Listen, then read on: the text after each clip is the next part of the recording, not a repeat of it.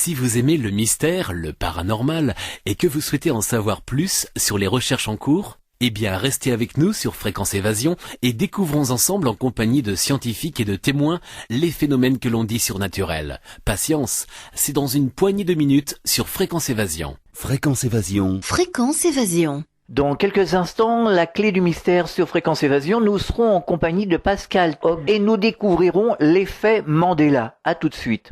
Réactualisez régulièrement toutes vos applications iPhone et Android sur les sites de Fréquence Évasion Radio et Monte Carlo Azur, fréquenceévasion.com, fréquenceévasion2.com et montecarloazur.com. Fréquence Évasion. Fréquence Évasion. Pascal Hogg, bonjour et merci d'être avec nous. Bonjour Alain.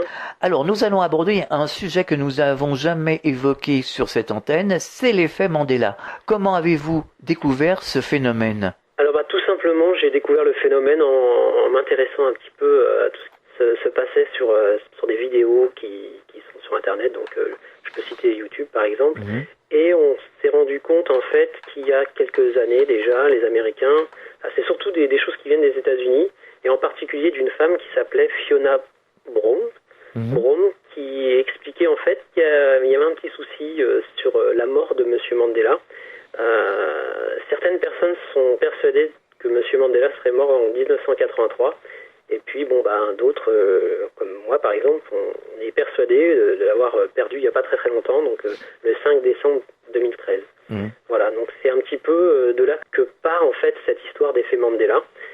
Aux États-Unis, il y avait plus de 100 000 personnes qui pensaient, à l'époque, c'est vraiment au début on peut parler de 2010, si je dis pas de bêtises, où cette étude a été faite, et on a vu qu'il y avait 100 000 personnes qui pensaient qu'il était mort dans cette cellule en 1983, et en plus de ça, ils avaient des détails pertinents comme des émeutes en Afrique du Sud et ce genre de choses. Alors c'est là qu'a commencé en fait toute une série de recherches. Et on s'est rendu compte qu'il y avait beaucoup de choses qui avaient été modifiées ou changées. Et plus on avance, et plus c'est perturbant cette histoire. Donc voilà un petit peu le début de cette histoire d'effet Mandela. Ça met à jour finalement une éventuelle possibilité on peut dire le mot, de matrice artificielle, en fait, d'illusion, en fait, qu'on peut extrapoler quand on recherche sur ce sujet. Voilà.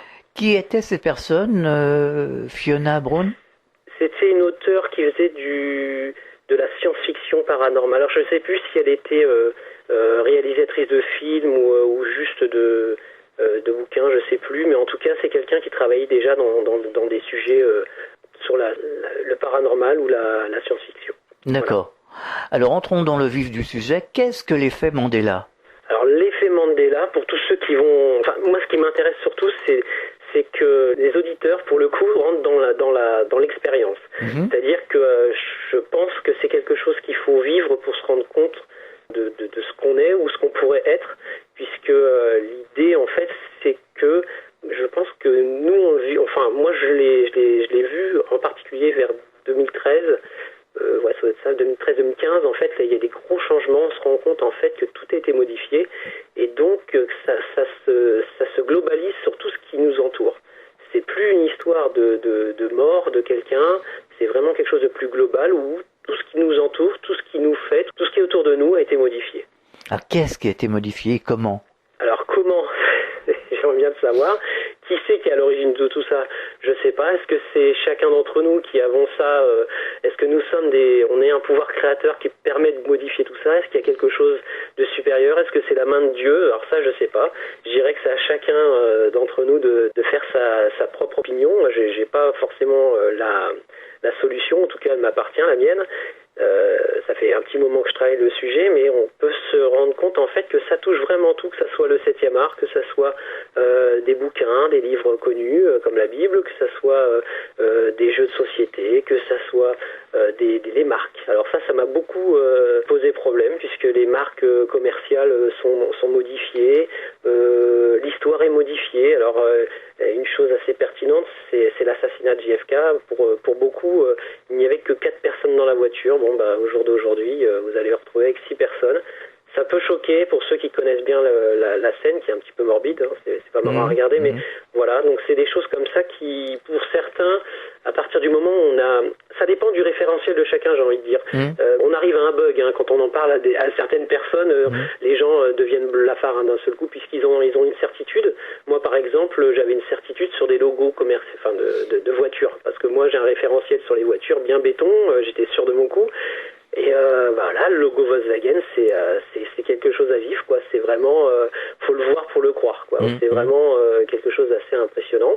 Alors, qu'est-ce qu'il y a eu de changé sur ce logo? Tout simplement, c'est que la beauté du logo Volkswagen, c'était bien le V et le W qui étaient l'un dans l'autre. Si vous voulez, il n'y avait pas de différenciation entre le V et le W, hein, ce qui fait la beauté. Donc on voit bien, il y a un cercle et puis on voit ce V et W qui étaient confondus l'un dans l'autre. Et aujourd'hui, en fait, le V est complètement dissocié du W. Alors, une image qui peut rester dans la tête de certains, c'est que moi j'ai à peu près une quarantaine d'années, et donc je me rappelle encore de ces combis Volkswagen. Donc les combis Volkswagen avaient sur la face en fait un logo énorme. Je ne sais pas combien de centimètres il faisait de diamètre, mais en fait il était énorme et on voyait bien en fait le V et le W qui étaient confondus l'un dans l'autre, ce qui faisait vraiment un logo très joli, très harmonieux, très sympathique. Et là maintenant, ça n'a plus rien à voir. C'est pas désagréable à regarder, mais ça choque pour ceux qui ont connu ou qui ont vraiment apprécié ces voitures-là. Voilà, donc ça peut être perturbant. C'est ça, les effets Mandela, c'est ça. On est certain d'avoir vécu quelque chose, d'avoir vu quelque chose qu'on connaît parfaitement. Ça dépend du référentiel de chacun. Et d'un seul coup, on se rend compte que ce logo ou cette chose du passé n'a jamais existé. Alors ça peut le faire aussi avec le logo McDonald's, qui pour moi, dans le passé, était écrit MAC et plus loin Donald. Et on se rendra compte que dans le fil du temps, qu'on prenne les premières enseignes McDonald's des États-Unis ou de France, n'importe où, on va se rendre compte qu'il n'y a jamais eu de A. Alors ça peut perturber énormément, puisqu'on se dit, mais c'est pas possible. Pour la personne qui a peut-être travaillé au McDonald's dans les années 90 ou 80, je sais pas, et qui se retrouve avec une enseigne complètement différente. Alors, au premier abord, la personne va se dire, c'est le référentiel de Google. Si elle fait une recherche Google, elle va se dire, le référentiel est complètement foireux. Voilà, c'est pas grave. Je vais regarder dans mes anciennes fiches de paye et va se rendre compte en fait qu'il n'y a jamais eu de A. Voilà.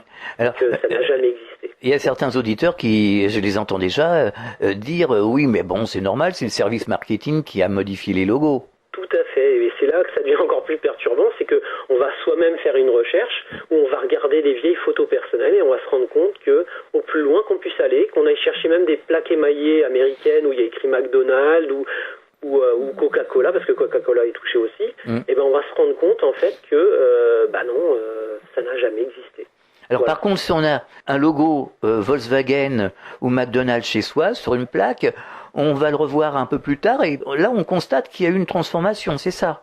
Complètement, c'est ça. C'est-à-dire que tout ce que vous avez chez vous, qui a été estampillé de la marque, va être modifié.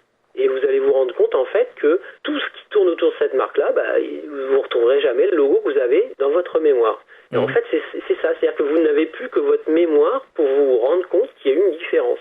Alors, c'est ce que je dis. En fait, ça dépend du référentiel de chacun. Bon, si vous avez des référentiels très marqués, par exemple sur la géographie mondiale, parce que la géographie est touchée, l'anatomie humaine est touchée, le 7e art est touché, il y a quand même des choses qui sont assez impressionnantes sur le 7e art. Par exemple? Oui, alors, un exemple frappant, c'est Blanche-Neige avec la fameuse phrase de la reine qui dit « Miroir, mon beau miroir ». Et aujourd'hui, c'est une offre qui doit dater de 1958, donc c'est quand même pas d'hier. Et si on regarde en fait la scène aujourd'hui, on se rend compte que la personne, enfin du moins que la reine dit miroir magique au mur. Alors en plus c'est une phrase qui est pas du tout charmante, elle n'est pas du tout agréable à entendre. Et on a tous et toutes les filles, quel que soit leur âge, ou même tous les garçons vont se rendre compte en fait que il y a quelque chose qui cloche, quoi. On a tous en tête cette histoire de miroir, mon beau miroir. Enfin, tout le monde l'a en tête.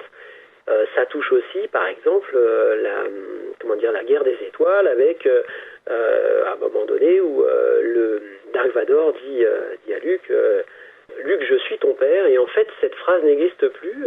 C'est non, je suis ton père. Alors voilà, c'est plein de petites choses comme ça qui ont été modifiées à tous les niveaux. Et un exemple aussi, par exemple, sur les jeux. Il y a le jeu qui est très connu qui s'appelle Monopoly. Et donc sur la boîte de Monopoly, en fait, on se rend compte en fait que le monsieur avec sa canne et son chapeau, je pense qu'on a tous le souvenir qu'il avait un monocle en fait. Et là, plus de monocle. Donc ça fait beaucoup de choses qui ont été modifiées, mais ça va encore plus loin que ça. On se rend compte que la géographie a été touchée, on se rend compte que l'humain a été touché, les organes ne seraient plus à la bonne place. Voilà un petit peu l'étendue des choses qui font que voilà ce qu'on peut appeler l'effet Mandela et qui tous les jours on trouve de nouveaux exemples. Il y a d'autres exemples. Enfin moi ça va encore plus loin puisque j'ai l'impression que ça touche aussi à la création, c'est-à-dire les animaux et même peut-être éventuellement les humains. Voilà jusqu'où les choses peuvent aller. Alors moi j'ai un jeu de Monopoly chez moi, si je vais voir ce jeu ce soir, je vais trouver le bonhomme sans monocle, c'est sûr. Tout à fait, ouais. C'est exactement ça. Et l'image en fait du Monopoly avec le monsieur avec son monocle, on le retrouvera jamais. Nulle part, ni dans l'histoire, ni jamais. Il n'a jamais existé. Il n'existe que dans la conscience, dans la mémoire des humains. Et encore peut-être pas de la totalité des humains, puisque pour ce qui concerne Nelson Mandela, dans mon propre couple, en fait, moi je suis persuadé de l'avoir vu partir en 2013 et mon épouse l'a vu partir en 83. Ouais. Mais les échanges ont été assez forts d'ailleurs, puisque pour elle c'était une certitude, elle avait tous les détails, elle se rappelait même du discours de son épouse. Voilà, donc c'est vraiment très tranché, je pense. Pour ceux qui ont un référentiel très construit, c'est vraiment perturbant. On peut partir sur une théorie ou une thèse de matrice, tout simplement, puisque la réalité prend un sacré coup pour le fait, puisqu'on se rend compte en fait que ça touche une grande partie des humains, quoi. Enfin, moi j'en parle autour de moi et je vois bien que les gens percutent et ils ont exactement le même référentiel que moi. Est-ce qu'il y a des chercheurs qui se sont intéressés justement à ce phénomène, qui en ont pris conscience? Alors j'ai l'impression que le phénomène est très très marqué aux États-Unis, donc ils ont vraiment fait beaucoup plus de travail de leur côté. Et en France, il y a quelque chose qui me marque énormément, c'est que on voit que ça touche les jeunes, quand je dis les jeunes, donc on va dire jusqu'à une vingtaine d'années, les gens qui sont scolarisés, qui ont des petites chaînes par exemple sur YouTube et autres, et qui voient les choses, qui s'en rendent compte et qui restent un peu sans réponse. Et ça ne va pas plus loin, c'est-à-dire que c'est un sujet qui reste confidentiel, qui n'est pas pris en compte par les médias, je pense. J'en ai pas entendu trop parler en tout cas. Donc c'est vraiment très confidentiel, mais je pense qu'il est temps vraiment d'ouvrir un peu plus large parce que c'est vraiment un sujet important. Est-ce qu'on a des hypothèses qui pourraient expliquer ou qui pourraient apporter un début d'explication sur ce phénomène? Alors ça, c'est un terrain un peu glissant, j'ose pas trop... oui, mais bon, on pourrait... Je sais pas, peut-être... Oui, alors il y a des pistes. Bon, des pistes. Parlent du CERN, puisque c'est quelque chose qui pose beaucoup de questions. C'est vrai qu'on ne sait pas trop ce qui s'y passe, et puis c'est quelque chose qui a une certaine envergure, c'est assez important. On sait qu'il se passe des choses, c'est la recherche, c'est très... Voilà, est-ce que c'est l'ouverture vers la multidimension, peut-être, éventuellement. Après moi, j'ose pas trop rentrer savoir où est-ce que ça, quelle est la cause. En tout cas, ce qui m'intéresse moi aujourd'hui, c'est vraiment de mettre l'auditeur devant cette problématique et de le positionner dessus, parce que je pense que tout le monde n'a pas fait ce chemin-là. C'est-à-dire que les gens ont très rapidement balayé, ce que j'ai fait au début, c'est que j'ai balayé complètement cette théorie, parce que je considérais que c'était des changements qui étaient dus au temps. C'est-à-dire que au niveau des marques, ça pouvait être des changements dû à marketing qui a été revu. Sur le MapMonde, je pensais que c'était aussi des outils plus performants qui permettaient de voir en fait la Terre d'une autre manière, et qu'on avait fait quelque chose au niveau de la MapMonde qui permettait justement de la voir autrement. Et puis en allant plus loin, en cherchant plus loin, on se rend bien compte que non, c'est toute la réalité qui a été modifiée, quoi. Je vous propose de marquer un temps d'arrêt, on revient dans quelques instants. Chaque jour sur Fréquence Évasion Radio, vos rendez-vous quotidiens. Écoutez Fréquence Évasion en téléchargeant l'application iPhone ou Android et retrouvez-nous sur www.fréquenceévasion.com. Infos, chroniques, interviews et détente. Fréquence Évasion Radio, dites-nous tout. Fréquence Évasion. Fréquence Évasion. Nous sommes de retour sur Fréquence Évasion, toujours en compagnie de Pascal. Nous parlons de l'effet Mandela. Est-ce que ça peut avoir un rapport avec la physique quantique? Je pense que ça a un lien très très clair avec la physique quantique, je pense que oui. Je pense que c'est ça. Maintenant, après, moi, j'ai pas un parcours scientifique qui permet de valider ce genre de choses, mais j'ai l'impression qu'on est complètement dans ça. C'est-à-dire que, à mon avis, on est un peu plus que ce qu'on pense être. C'est-à-dire, il y aurait peut-être un petit peu de création en nous, quoi. Est-ce que nous ne serions pas nous-mêmes un peu des créateurs, chacun d'entre nous, on est peut-être créateurs de ce qu'on voit finalement, de notre réalité. Et donc, ce qu'on voit, c'est un peu notre intérieur, quoi. Alors, si l'humanité change, et forcément, tout ce qui se trouve autour, change aussi. On peut penser à ça, et c'est un peu quand on est dans la physique quantique, la personne qui fait l'expérience rentre entièrement dans le résultat, on est d'accord. Et c'est bien possible que ce soit ça. Oui, mais alors si on est chacun des créateurs, ce qui est certain, c'est vrai qu'on est des créateurs, on crée notre propre réalité. Pour autant, on revient à cette boîte de Monopoly, on devrait voir des choses différentes. Si moi je vais voir ma boîte de Monopoly, que je vois le bonhomme sans monocle, je pourrais le voir avec un chapeau, je pourrais le voir autrement, habillé autrement, et non, je vais le voir vraiment comme il est, mais sans monocle. Donc finalement, on voit tous la même chose. Oui, voilà. C'est-à-dire que là, on voit tous la même chose. Oui, c'est ça qui est perturbant. C'est-à-dire qu'on a tous cette image de cet homme avec un monocle. Aujourd'hui, on le verra sans le monocle, mais dire comment c'est possible, à la limite, c'est un dégât mineur finalement, l'histoire du personnage avec son monocle. Mais l'anatomie humaine, c'est pareil, c'est quelque chose d'assez énorme. Se dire que ses reins sont en dessous ses poumons, c'est quand même aberrant quand on sait que, pour nous, les reins étaient beaucoup plus bas. Enfin, pour moi, en tout cas, c'était beaucoup plus bas. Ou le cœur en position centrale, pour moi, je me rappelle très bien des cibles quand j'étais à l'armée, le cœur semblait être vraiment sur la gauche. Et là, pour le coup, on se retrouve avec une anatomie changée, on se retrouve avec une map monde changée, on se retrouve avec justement des marques commerciales changées, mais dire qui fait ça, est-ce que c'est nous qui sommes capables de changer la réalité? Est-ce qu'il y a un système? Est-ce que le CERN en est capable? Est-ce que des choses qui viendraient d'ailleurs en seraient capables? Là, par contre, j'ai pas la réponse. Moi, ce qui m'ennuierait, c'est d'emmener en fait l'auditeur vers des choses qui me sont peut-être un peu personnelles, où moi j'y verrais peut-être quand je vois ces fameux mélanésiens qui sont des personnes de couleur, qui ont les yeux bleus, les cheveux blonds, et qui ont un ADN inconnu, qu'on découvre en 2016. Mais est-ce que la main de Dieu n'est pas en train de travailler? Je sais pas. Quand on voit des animaux qu'on n'a jamais vus, il y a un bel exemple, c'est le sabot à bec, le sabot en bec du Nil, qui est un oiseau mais énorme, qui ressemble à un pélican mais extraordinaire, qui a l'air d'avoir un langage particulier, et on l'a jamais vu. Personne ne connaît cet oiseau. On ne sait même pas d'où il sort, alors qu'on ne peut pas louper une bête pareille. Elle est extraordinaire, elle est magnifique. Et des animaux comme ça, il y en a une multitude qui viennent d'arriver. J'ai jamais vu ces animaux-là. Les gens à qui je les présente ne les ont jamais vus. Donc, qui est capable de faire ça? Oui, mais alors concernant le corps humain, est-ce qu'on a vraiment des preuves? Parce que moi j'ai toujours l'impression que mes reins sont à la bonne place, que le cœur est à la bonne place. Ça repose sur quoi? Ça repose sur notre référentiel, c'est-à-dire sur ce qu'on a appris à l'école. Ouais. Moi, les dernières fois que j'ai vu l'anatomie humaine, je pense que ça devait être soit à l'école ou alors il y a très longtemps, peut-être dans les années 90 ou 2000, au début 2000. Et après, c'est vrai que moi, d'abord, j'ai jamais eu de problème, jamais été à l'hôpital. Mais en plus de ça, j'ai pas fait d'études médecine et autres. Donc en fait, je suis resté sur mon ancien référentiel. Et là, quand j'ai vu en fait que les reins étaient juste en dessous des poumons, que la cage thoracique ne ressemblait plus du tout à ce que j'en avais l'image, quoi. Quand j'ai vu le sternum aussi gros, parce que le sternum est devenu énorme, j'ai pas reconnu du tout le corps humain. La fermeture aussi du crâne qui est en H, si je dis pas de bêtises, pour moi c'était un Y. Voilà, il y a plein de choses comme ça qui m'ont choqué. Et je considère que ça doit faire partie aussi des choses qui ont été modifiées dans la matrice.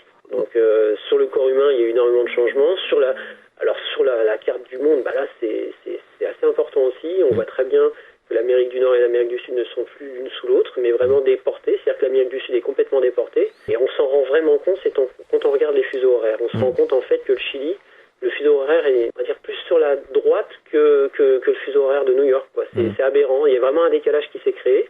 Et l'Australie, là, moi je suis resté sans voix quand je l'ai vu. C'est-à-dire que pour moi, ça n'a jamais été l'Australie, ça. C'est vraiment quelque chose qui est complètement différent. Bon, après, la Papouasie-Nouvelle-Guinée et la Nouvelle-Zélande, pour moi, toute cette zone australe n'a plus rien à voir avec ce que j'ai connu.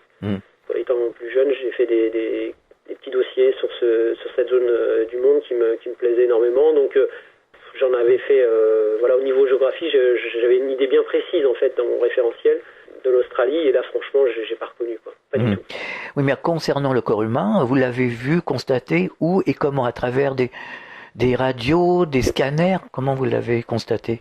Alors j'ai repris le référentiel sur Google au début, donc toujours pareil, hein, j'ai discrédité puisque je considérais que c'était trop divergent par rapport à ce que moi j'en avais l'idée, quoi. Et c'est surtout moi ce qui m'a beaucoup choqué, c'est les reins. Les reins et le cœur vraiment en position vraiment presque centrale. On est légèrement sur la gauche, mais quasiment centrale. Et moi j'en avais, je me rappelle très bien à l'armée sur ces fameuses cibles où on était obligé de tirer, et puis voilà, quoi, il était clairement à gauche, quoi. Donc voilà, ça m'a beaucoup choqué. Le sternum, c'est simplement une espèce de grosse cravate qui se retrouve plantée sur la cage thoracique. Pour moi, on avait une cage beaucoup plus fine,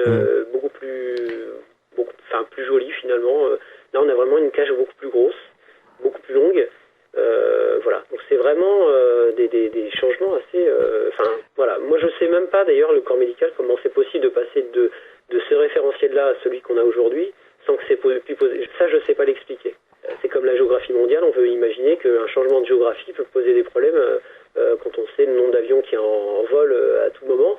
Comment c'est possible? Je sais pas. Je sais pas expliquer. Tout ce que je sais, c'est que tout a été modifié, tout est changé. Oui, mais alors, quand on fait un scanner du corps humain aujourd'hui, on voit les modifications. Oui. D'accord. En fait, c'est comme si le corps humain avait toujours été comme il est aujourd'hui. La seule chose qui diverge, c'est notre mémoire, notre référentiel. C'est-à-dire que l'idée qu'on s'était faite des choses. On voit plus du tout la même chose. Ou alors, on pourrait imaginer que ça soit un voile qui soit tombé, je sais pas. Je ne saurais pas expliquer. Tout ce que je peux dire, c'est qu'en fait, tout est modifié. Vraiment, c'est très impressionnant. Une chose aussi au niveau de l'histoire, c'était Adolf Hitler. Pour moi, Adolf Hitler avait créé une race, il cherchait à créer une race qui était intégralement différente de ce qu'il est. Donc ça devait être, lui, était un homme brun aux yeux marrons, pour moi, de petite taille. Il voulait créer une race qui est de blond, grand, aux yeux bleus. La race aryenne. Tout à fait. Et apparemment, Adolf Hitler, si on cherche bien, on se rend compte qu'il avait les yeux de sa maman, qu'il avait des yeux magnifiquement bleus, on va dire. Voilà, et c'est vrai que de le voir en fait avec ces yeux-là, ça lui donne un autre aspect. Et moi, j'ai toujours entendu parler, pour moi, dans l'histoire, même, j'ai jamais entendu parler qu'Adolf Hitler avait les yeux bleus. Ça, c'est encore une modification. Pour moi, ça reste quelque chose de impossible, quoi. Pour moi, c'était vraiment un homme brun, petit, aux yeux marrons. Est-ce qu'il y aurait d'autres choses à dire de pertinence sur ce phénomène, l'effet Mandela? Alors les dernières recherches que j'ai faites, c'était sur les Mélanésiens. C'est vrai que moi ça m'a beaucoup perturbé.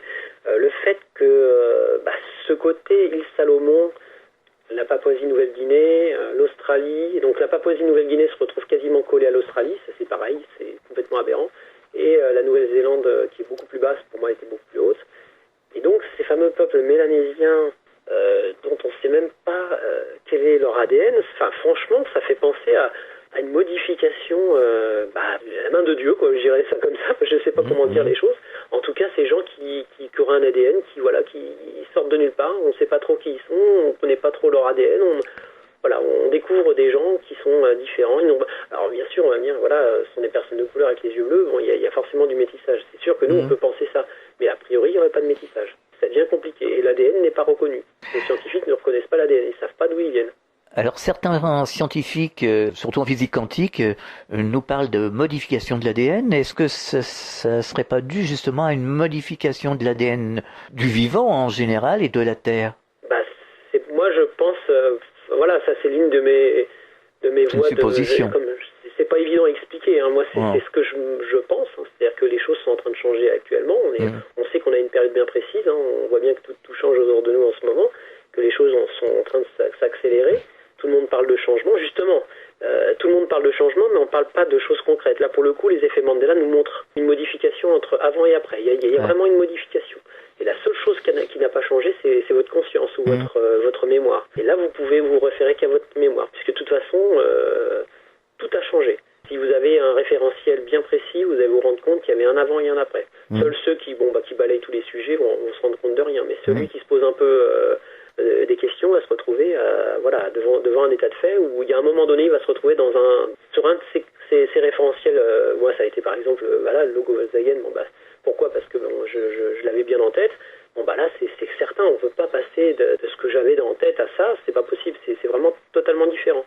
La physique quantique nous montre qu'en fait, on est vraiment, on rentre dans l'expérience et le résultat s'en trouve changé à partir du moment où c'est-à-dire que la conscience prend une part de l'expérience. Donc je pense qu'on est rentré dans quelque chose qui nous fait changer le monde. C'est-à-dire que toutes nos pensées, tout ce qu'on fait aujourd'hui a plus d'impact que dans le passé.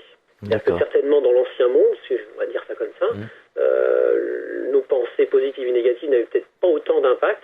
Je pense qu'aujourd'hui, une pensée positive ou négative a énormément d'impact, je pense. Et ça créerait un changement de paramètres, finalement. Complètement. Donc c'est pour ça qu'il est important de surveiller ses pensées. Tout à fait.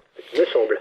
Est-ce que vous donnez des conférences justement sur ce phénomène ou sur d'autres ? Moi non, je ne donne pas de conférences, mais je trouvais qu'il était important et je suis très content de passer par votre média pour vraiment discuter de ce sujet, puisque c'est vraiment, je pense que c'est primordial pour avancer, pour comprendre ce qui se passe en ce moment, les modifications qui se passent en ce moment, les changements de paradigme, tout ce qui se passe, que ce soit politique, mondial. Je pense que vu ce qui se passe aujourd'hui, moi je pense qu'il faut vraiment travailler ces sujets-là. Et à mon avis, si on prend tous en considération cet événement-là, je pense que si on modifie nos pensées, on a les clés pour changer ce qui se passe autour de nous en ce moment. D'accord. Est-ce qu'on peut vous retrouver sur Internet ? Je n'ai pas de... Pas de référence Internet ? J'ai pas de tout ça, moi. Donc vous souhaitiez témoigner, tout simplement ? Moi, c'est juste un témoignage parce que je considère que le sujet n'est pas assez développé, n'a pas pris sa place sur la toile. Il n'a pas sa place aujourd'hui. Il faut absolument que la masse prenne en conscience ce phénomène-là et qu'on trouve rapidement justement la raison de tout ça.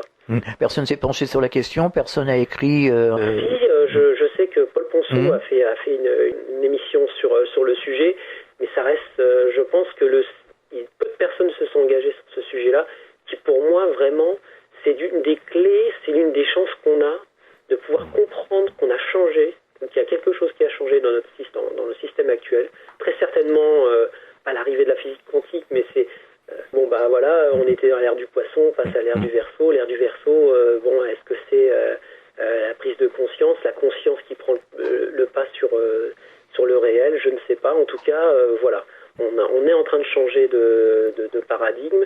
Et là, on a une chance inouïe, c'est d'avoir ces effets Mandela qui finalement concrétisent quelque chose. Tout le monde vous parle de changement, mais finalement, on ne le voit pas apparaître, où il n'y a pas de concret. Là, c'est du concret. Si vous avez un référentiel sérieux, vous allez vous retrouver avec des questionnements et ça va vous permettre de commencer à démarrer un travail. Je pense que toute personne qui va commencer à travailler sérieusement sur ce sujet-là va pas pouvoir lâcher le morceau. Ils vont être obligés d'aller au bout des choses, essayer de comprendre, toujours aller plus loin. Ils vont se mettre au travail. C'est un petit peu le but de cette...